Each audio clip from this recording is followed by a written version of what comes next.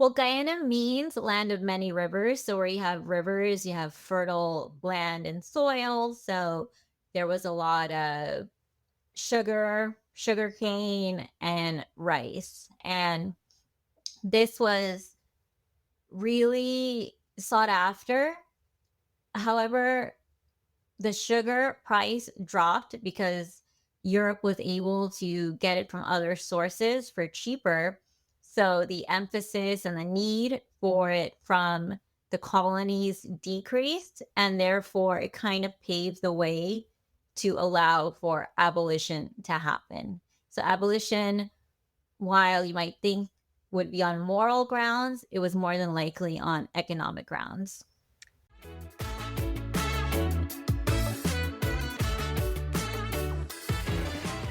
This is the Moorish podcast where Caribbean history meets culture and cuisine.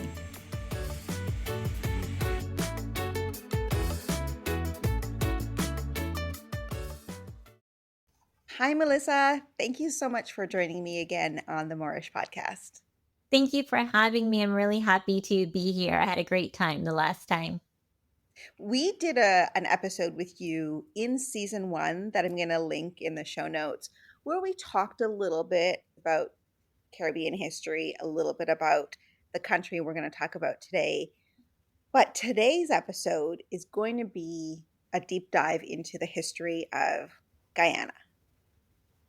Yes, I have done a lot of research in the last few years, just basically for my own curiosity. I've always wanted to know how we came to be, how we got here, and the information wasn't easily available to me. So I just bought as many books as I could, and then I found out more. Before we dive right into the thick of it, why don't you introduce yourself and tell us a little bit about who you are, what you do, and one of your big projects, which is what we talked about the last time. Yes. My name is Melissa Ramnauth. I am Trini and Guyanese. I am also a lawyer. I do trademark law. And one of my passions is the history of Trinidad and Guyana. And as I was learning about it, I started sharing about it on my Instagram. And also that led me to learning more because other people shared their information with me. And it was just like a snowball effect. And a few years ago, I started a petition to digitize the records of enslaved Africans and Indian indentured servants. And where can people find that petition if they want to read more about it or even sign it? They can find it on westindiandiplomacy.com. Excellent. And I will leave a link to Melissa's Instagram as well as her website in the show notes so you can go find out a little bit more and follow the journey. I can tell there's so much research that goes into what you're sharing. Thank you. I really enjoy it, and I get excited sharing what I'm learning, and I'm very thankful to the people who have written books on what they found. So this way it makes it easier for me to put together the big picture. So we're going to dive into the history of Guyana. And for anybody who doesn't know, where is Guyana? Guyana is a Caribbean country, and it's located on the northern part of South America. And it is on the what somebody would call a mainland. It's not an island, but it is still part of the Caribbean. Yes, and actually the headquarters of CARICOM is in Guyana as well. So it's definitely a Caribbean country. And for anybody who doesn't know, what is CARICOM? It is similar to the United Nations, but it is for the Caribbean countries. There are 16 members of it. To talk about the history, we have to go way, way, way back to the original inhabitants of Guyana. Let's start there. Okay, yes. Before European colonization, there were Native Americans, just like there are here in the United States as well. So there were different tribes. There the Arawak and the Caribs were a big part of the Caribbean, and some of them were in Guyana as well. There were tribes along the shoreline, and there were tribes in the interior. And I think today, a lot of the tribes are still in the interior. When I did a tour of Kiteshore, it was led by Indigenous people. So the term Carib is a European term. And in my research, the Caribs were also called Kalina. Yes, And is that the indigenous name? that's my understanding of it. Since most of our information comes from what the Europeans documented and gave to us, that name is pretty well referenced. But the Kalina and or the Kalinago tribes were also large tribes in the area. And Guyana is one of the places throughout my research that seems to still have many indigenous people. And I think I came across 9 different tribes. And I don't know if they're different or sort of offshoots of Arawaks and Caribs. Can you talk about that? Yes, based on my research, initially when I first started learning, it seemed that all the books were telling us that the two main tribes were the Arawaks and the Carib. One was more warlike, one was more peaceful. But that seems like a very basic level. So I think there were a lot more tribes.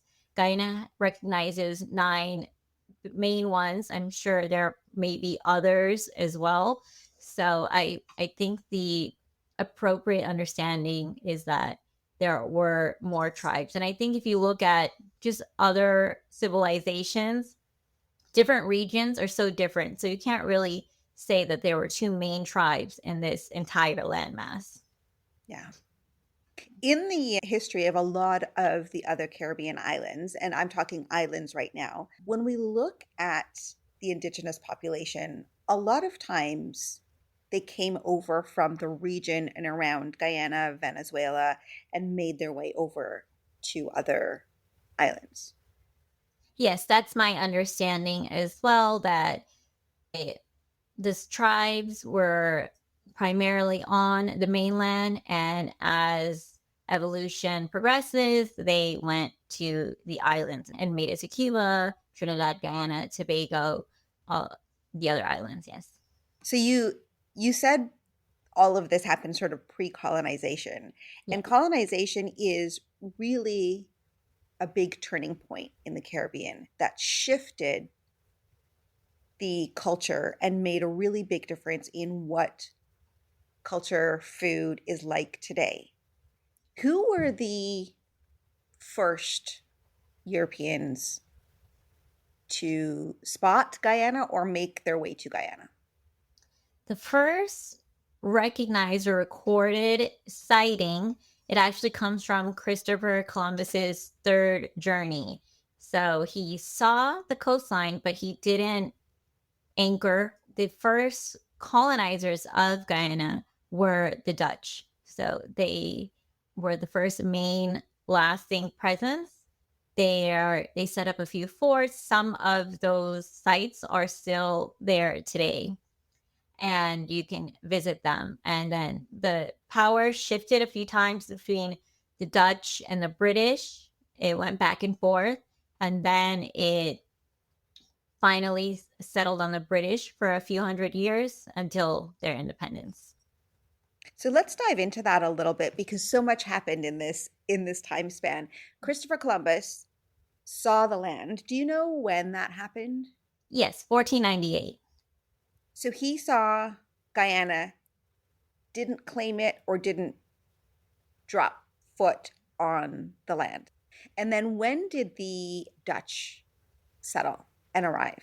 Yes, they settled and arrived around the 1600s. I don't have an exact date because some of the earlier colonies were not lasting, just like the early US or British colonies, they weren't long lasting. So we think there were colonies in the 1600s, and then as they got stronger, they lasted longer and they formed Essequibo, Demerara, and Berbice. When the Dutch landed, Did they have interactions with the indigenous population? I assume so. I did not come across a lot of readings on those interactions. Like how the pilgrims interacted with the Native Americans here in the US. I have not come across a lot of information on the Dutch and their Amerindian interaction in the beginning.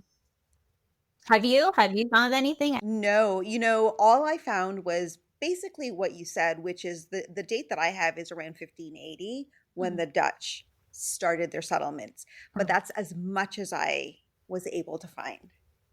The 1500s were such a key turning point and the 1600s, but there's not a lot of information. I think the first enslaved African ship came in the 1600s, but I don't know if I have the exact year on that either. So when the Dutch settled, anchored on the land and settled, they brought a number of people. What did they do once they were there? They set up the colonies and the forts, Fort Kike overall. You could still visit it. I believe it's on an island. The bricks are still there. It's pretty bare bones, not a building, but probably a gate entrance is still there. I think it was mainly for trading posts at that point. It wasn't like large plantations. Around the time that the powers were shifting, I think the plantations were getting bigger. They were starting to have more villages in the colonies. A lot of the villages have Scottish and Dutch names as well. So Mhm. the Stabroek Market, I think that is a remnant of the Dutch era. You said not a lot of plantations. Was it the Dutch that started sugarcane plantations, or was that later on? They may have started it, but it was really commercialized by the British. So you talked about enslaved people coming over to Guyana. When did that happen, and who brought them? Yes, they may have come as early as the 1600s. So if they came around then, it could have been by the Dutch. And in the 1800s or the 1700s, the British were bringing them. That's the key turning point, that era, for the transatlantic slave system. A lot of enslaved Africans were taken to Guyana during that time period. We talked about the Guyana really traded hands a number of times. So Columbus saw it, didn't do anything. The Dutch came, they started settlements. And then did somebody take over from them? Did somebody join them? Another country?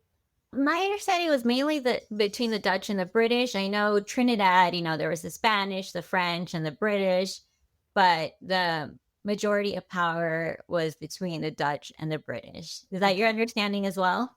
Yeah, that is my understanding, and I have, one of the bits of research that I have basically says the Dutch and other Europeans Mm. moved their estates downriver, and it doesn't really say who the other Europeans were. It might have been privatized Scots because a lot of the some villages have similar names as in Scotland. So they may have been the other Europeans, but not necessarily government led in that sense. So in my research, they mentioned the Dutch governor of Essequibo in around 1740s. So I think there were, some skirmishes back and forth with the British and the Dutch. And so maybe the Dutch capitalized for a few years and they were the stronghold. But the last transition of power was not really by force. The British kind of said, we're here and we're staying. And the Dutch did not put up a fight. So was it the Dutch then, if they're talking about a Dutch governor, were they the first ones to set up a government?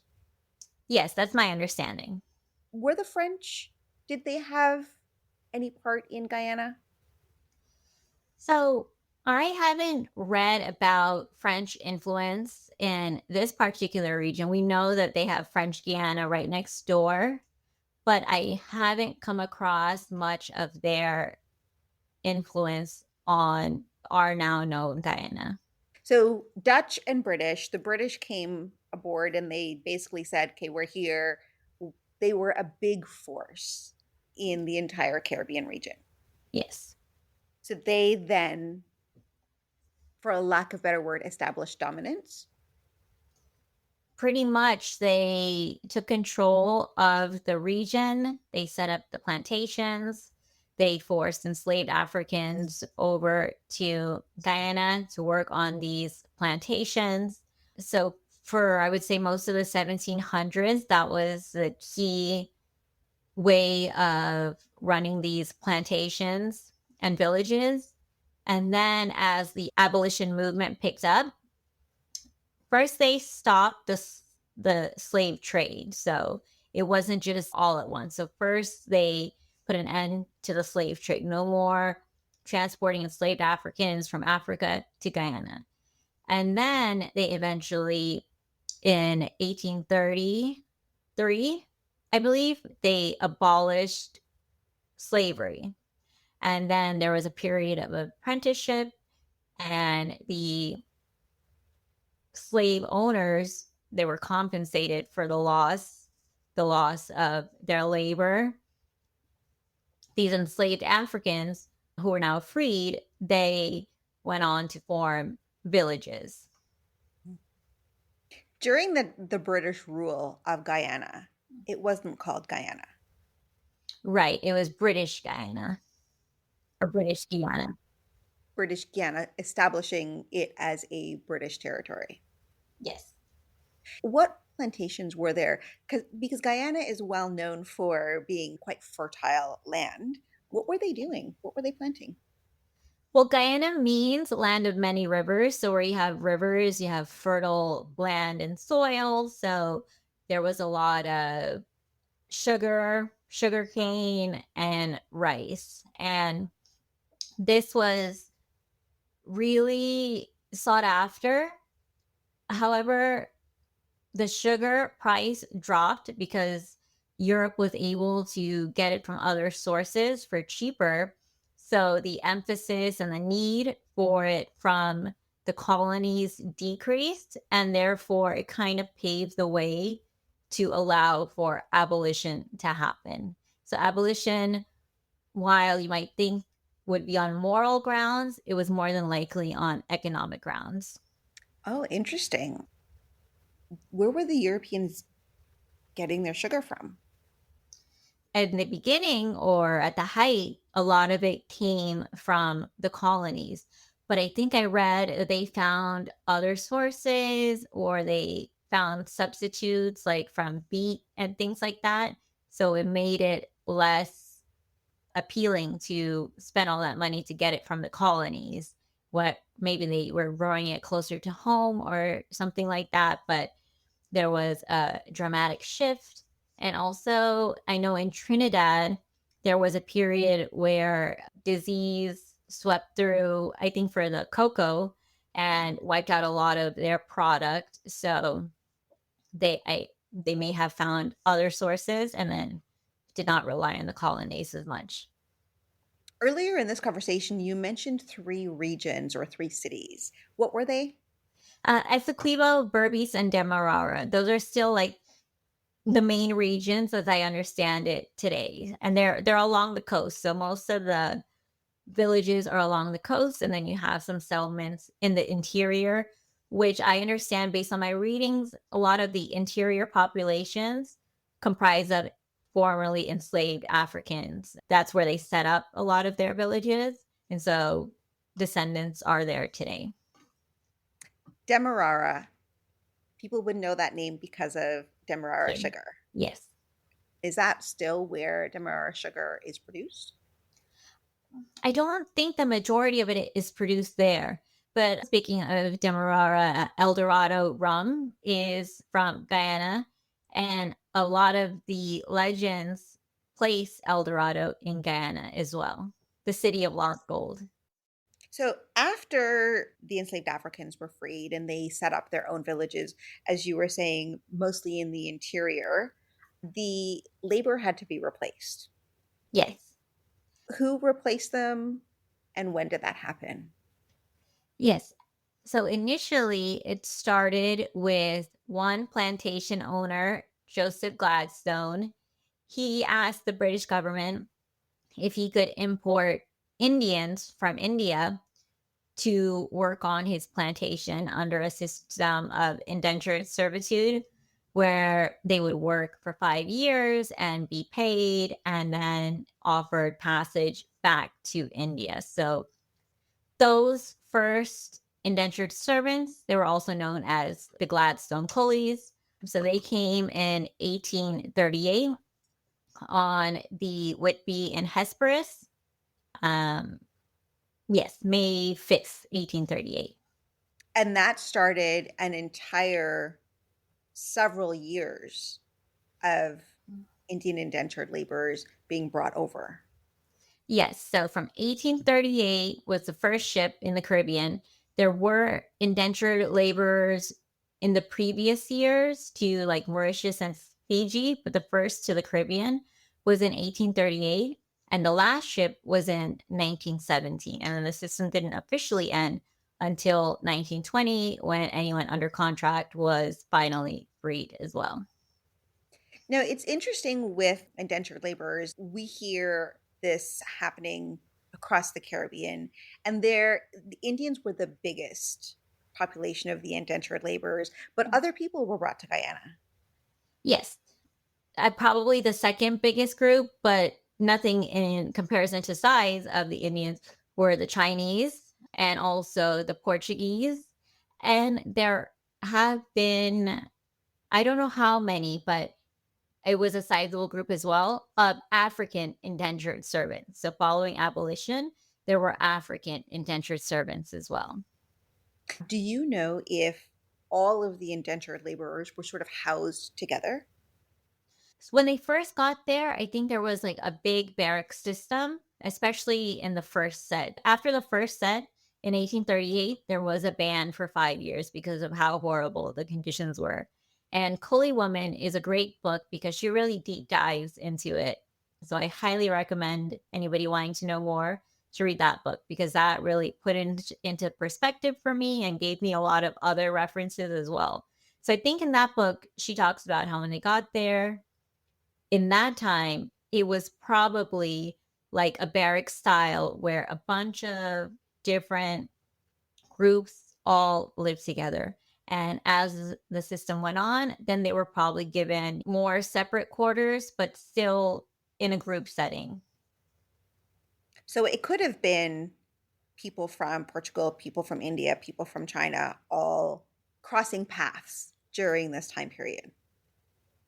Yes, but it was probably the Indians made up, in my understanding, probably like 90% of the population. So if you had the other groups, they were sprinkled in here and there, but it was probably not too much more. Did all of the indentured laborers have to do a 5-year term with the opportunity to get passage back to their home country? Coolie Woman says, the book, it says that that was probably like the standard contract. In the beginning, everyone was promised return passage back. As the system went on, and probably as the plantation owners got comfortable, they weren't being enforced, then they would either deny passage back and the people would be stuck, or they would make the indentured servants pay for passage back. So they probably wouldn't have the money anyway to go back because it was very expensive to send them back. And that then is the reason why a lot of them people would have stayed and just Yes. continued to work. They would be given their own piece of land to build a life. Yes, essentially, based on my understanding and then my own family history too, people did not you cannot voluntarily enter into a contract unless you know all of the terms and you know the potential consequences and things like that. So you had these British officers, you know, talking to these Indians who probably did not know much English. And so a lot of the stories I've read and I've heard in my own family history is that they were tricked or kidnapped into coming. And so if that's how they got them here, they probably were not really honoring the terms of the contract to send them back either. So they brought them here. with no real understanding of what they would be getting into. And a lot of them had no other choice but to stay. And a lot of them were probably scared to go back. The devil is better in some instances. So, and there is a research paper that I did come across where the woman in Canada wrote about her grandfather. He was a crew member on the repatriation ships. And some people, or a lot of people who went back, they couldn't find their villages, or they were living in poverty. And then people who went back ended up coming back to Guyana because life in India was even harder going back to. That is a really great point. Is I was talking to somebody, Jamil, about the indentured laborers in Jamaica, and one of the points he brought up is once people got used to living in Jamaica or living in Guyana, and maybe they were doing things like eating foods that they wouldn't be allowed to, or living a life that was different and that wouldn't be well suited to India. It just wasn't conducive for them to be going back. Yes, exactly. And another set of people mentioned in that research paper I read was that those who did went back and were able to find their village, they were seen as outcasts now because they left the motherland. So it was just a terrible situation all around. One of the questions I get a lot is whether it's the Indian, the Chinese, the Portuguese, why would they leave their home to go to Guyana, to the unknown? Right. And that question assumes that they made like a choice by balancing the consequences. But like my own great grandmother, they were like kidnapped. They lured them with the candy and they put them on the ship and the ship sailed away. And then a lot of other people who comment on my page or were mentioned in Coolie Woman, like the British workers told them they were just going to work to another part of India. And so they didn't even know that they were going to go halfway around the world. The some of the conversation is things were not so great in the country that they were in, so maybe they thought they were going to something much better, were more opportunities to earn money, to have a better life. And the truth is, we actually will never know what was told to every single individual. Yeah, and that was my impression when I first started my research was that times in India were tough. There was a famine going around that period in India that coincided with the British colonization as well. But since researching, I believe that's probably a concept that was promulgated by the British that, the Indians were given an opportunity for a better life and they took it. But the people who came over, I'm my impression is that most of them were tricked or kidnapped. And I guess a better life is dependent on who's saying it. Right. Is it a better life according to the British, a better life according to the people who were kidnapped or taken or tricked into going? And again, that information wouldn't have been saved and recorded for us to really know the truth. Exactly. So I don't think they were given a chance to document their experiences or their children able to learn to read or write. So whatever we have documented is very rare or it comes much later. So we talked about Indians being the biggest group of indentured laborers. There was then Chinese and Portuguese. And Yeah. in Guyana now, there still is a Portuguese population. Yes. And there's a sizable one in Trinidad too, and a Chinese population as well. My great grandfather was one of those Chinese who came, and they're just part of the fabric that's like woven into it. They're a smaller portion, but it still makes up one of the things that makes Guyana great. In this little section of history in the conversation that we're talking about, this really changed the trajectory of the culture and the history of what Guyana is like today. Because if we think about what we just talked about, there was the Indigenous, Then there was the Dutch and the British who brought over the enslaved Africans, the Indians, the Chinese, and the Portuguese, who all currently have an influence in what Guyana looks like today. Right. And so today, my impression is that when I interact with the community here, or even when I visited Guyana, I thought it seemed like about 50-50 Indians to or African descent. But the research online says it's about 40% of Indian background, about 30% African background, and then various other populations. In the history, as I was sort of doing a little bit of reading, there came a time after all of this that we were just talking about that there was a clash between Guyana and Venezuela.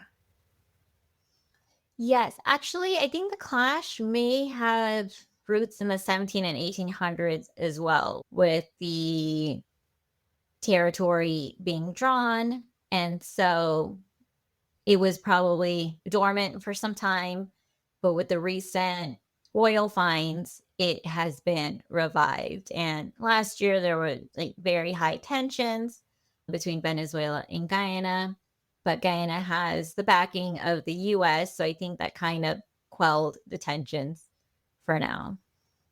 I looked into this whenever the height was, so probably about last year. I know there was some sort of convention and a treaty was signed, and I think the US was present at that mediation, but the borders were drawn where Guyana is currently, and the Venezuelans has always disputed that. I think there are a lot of resources in that region as well, in the mines and everything like that.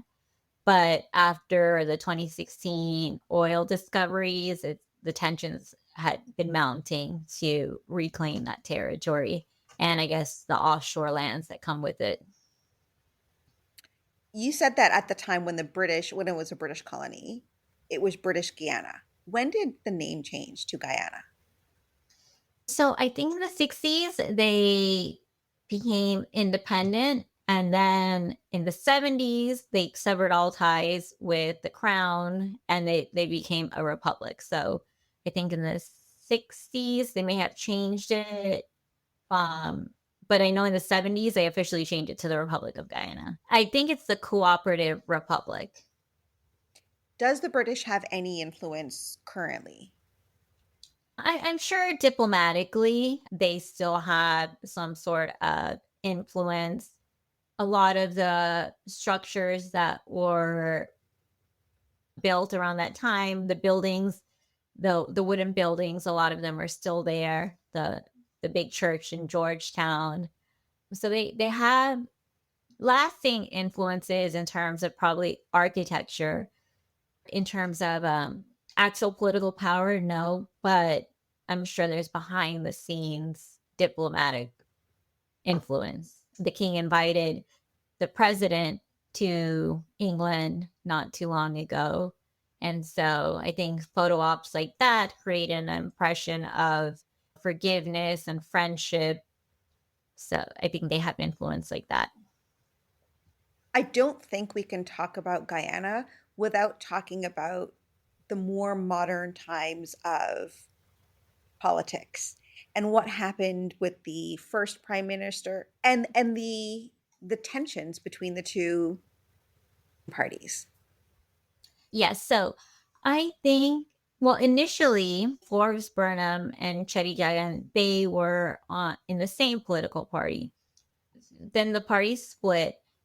And eventually, and I think still today, still, the parties are pretty much based on the people of Indian descent make up the majority of one party, and the people of African descent make up the majority of the other party. But I think that stems from colonial times when the indentured servitude was still in force, because I read in a few places that the British wanted to make sure that the two groups did not kind of unite. So they kept the villages separate. They let the Indians retain their language, their customs, and obviously the enslaved Africans, for the majority, were not able to retain as much as their heritage. So they tried to keep the two groups separate, and that kind of is like the basis for the eventual separation. And in the 60s, the CIA had like covert missions to increase those tensions among the groups around the time of the independence and the first elections. Interesting. Why was the CIA involved?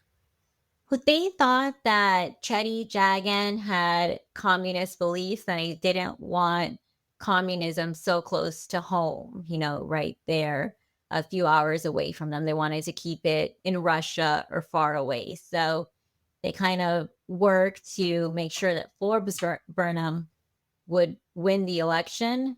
And they did that by playing on racial stereotypes, and there were like new radio stations popping up with propaganda, basically.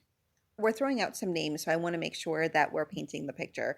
Forbes Burnham, Afro-Guyanese, and Yes, Chetty Jagan, Indo-Guyanese. correct. The political powers shifted a couple of times between the two of them, or the two parties. Is that correct? Yes, Chetty Jagan, he lost the election, and then Forbes Burnham, he ruled until he passed away. And then finally in the 90s, Chetty Jagan, he was elected president. And when he passed away, his wife was also elected president. And the power has gone back and forth a few times between which group has won. So when Chetty Jagan passed away and his wife was elected, what is her background? She is American and white American. Yes. Which to me is interesting in that as we talk about sort of maybe the racial tensions that were fueled by the CIA, only to have a white American woman then step in for power. Right. I didn't read much about how she came about and was elected, but in the early days when they were fighting for independence from the British, Chetty Jagan, his wife, and Forbes Burnham, they were all very influential in moving and carrying the movement forward to get independence from the British. And then when the US stepped in, that kind of shifted how things went after that. February 23rd, 1970, Guyana was proclaimed a republic within the Commonwealth. Is that correct?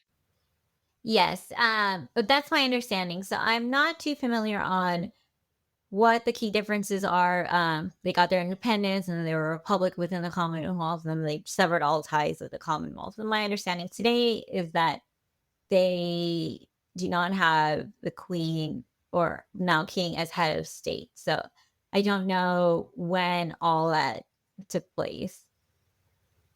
This is a really good time to point out that all of this research, um, a doing internet research is hit or miss, right? I try to look for sources that are more reputable and that I feel like I can trust. But I always, when I'm researching for this podcast, remember who is writing this and what could potentially be their motivations. Yeah, for sure. And what you said is basically my struggle of trying to understand more about the politics in the 60s and 70s is because, for one, there's not a lot of books written on it. If I wanted to read about the 2000 elections, there's so many sources I could form a well rounded opinion because there's so much available out there. But for that, there's not a lot of sources. And then they're so biased. So it's hard to find a middle ground in the 60s era. You said that the CIA had these covert missions and they were fueling the tensions for the reasons that you mentioned. So during that time period when all of this was happening, it is fuzzy because the narrative that the US wanted to put out there is probably very different than what was actually happening. Yes, for sure. I know Chetty Jagan and his wife, they have personally written books during that era, um, but it's hard to get a hold of other sources as well. For a small country, do you know what the population is around? I was gonna guess around 1,000,000, but it's actually like 825,000 around there, or 835,000. There's a lot of nature and rich, fertile lands and rivers. Talk about that a little bit.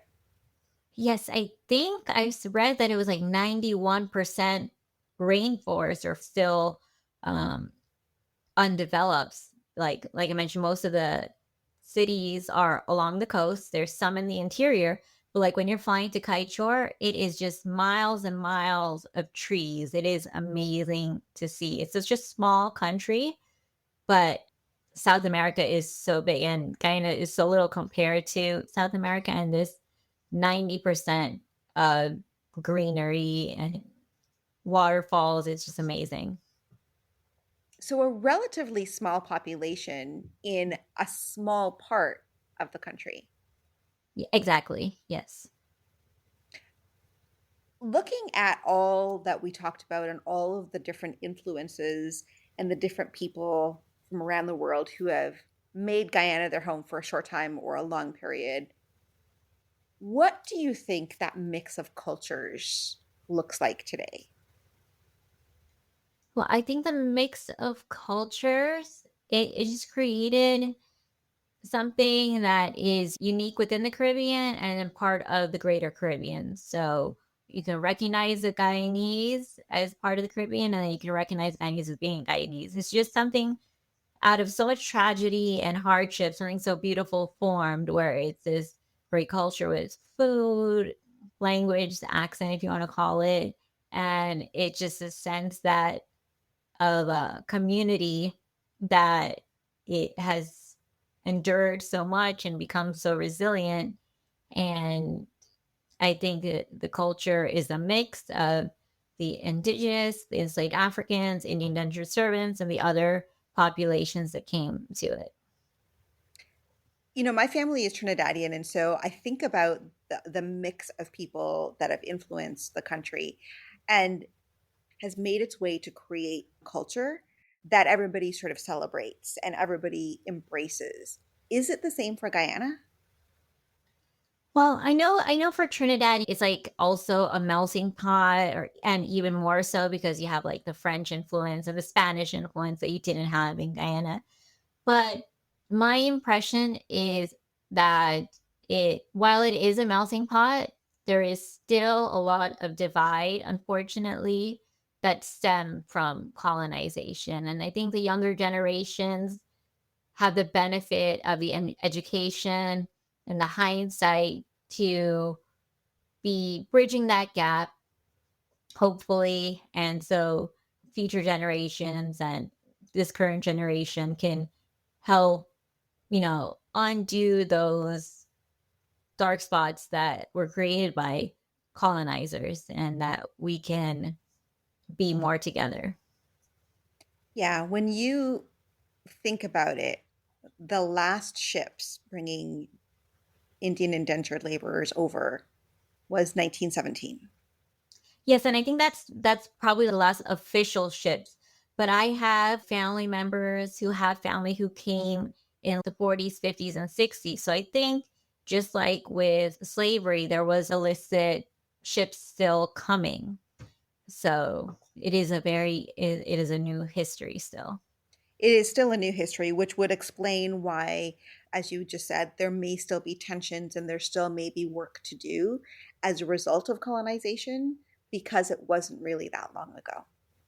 Right. And one of the benefits of social media is that you can learn information, or the internet period, you can learn more than your parents could in their time. Or even when I was younger, I couldn't just go on Amazon and buy a book and try to figure out my timeline. I didn't know that it was going to be ever possible to figure out how our ancestors came here. I mean, I still didn't figure out the exact ships or the exact ancestors for some of my lines, but the thank goodness I'm able to at least know more than I knew when I was little. I am really grateful for all of the work that you do, both on your Oh, thank website and you. through social media, because it is a lot of work to research, to find the images of the ships, find out some of these details. And your mom, you're a lawyer, and you're also a historian. How do you find the time to do all of this? Well, it's honestly, I kicked it off with my last one. It was a height of COVID. I was postpartum, but I was like, nobody is seeing the similarities of this 2020 election, or I thought, to the 1960s elections. So it was a lot of late night. It still is a lot of late night postings, just because I'm just internally compelled to share it. I enjoy it, and one day my kids will be able to understand their history easier. And the important thing is doing the work and documenting it, because that's one of the things that you talk about in your petition is we are at risk of losing some of these records if we don't save them. Yes, and I think a lot of them have been lost to the elements over the years, and we have to protect as much as we could. But whatever there is, I hope we can digitize them as well. And make them available to anybody and everybody who wants to take a look into the history. Right. And I kudos to Suriname because I understand that they have digitized and have their information all online. I've heard from several people that Guyana is very close, but then the change of political power means that that project is taken off and it's not, at the forefront of anymore. So, and I think Guyana is slowly working on it, but history is not really something that gets people elected, so they don't think it's worth prioritizing. But I say it needs to be prioritized because the climate and the weather is not protecting those pages. No. Melissa, what is your website where people can go find out some of the articles you've written and also find this petition?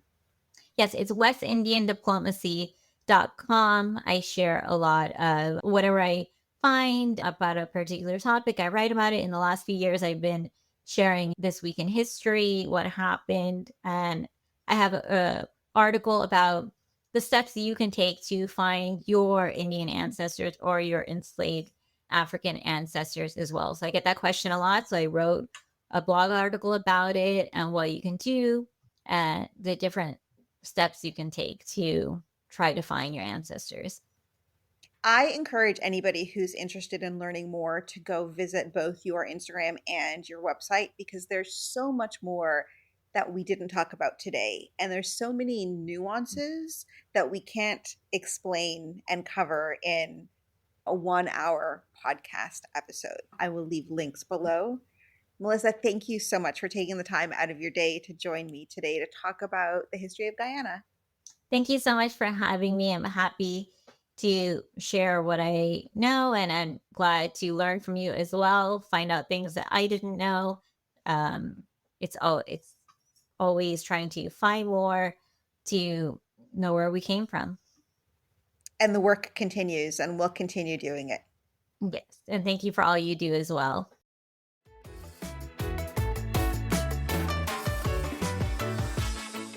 Thanks for joining me for today's episode. Don't forget to subscribe and rate the podcast.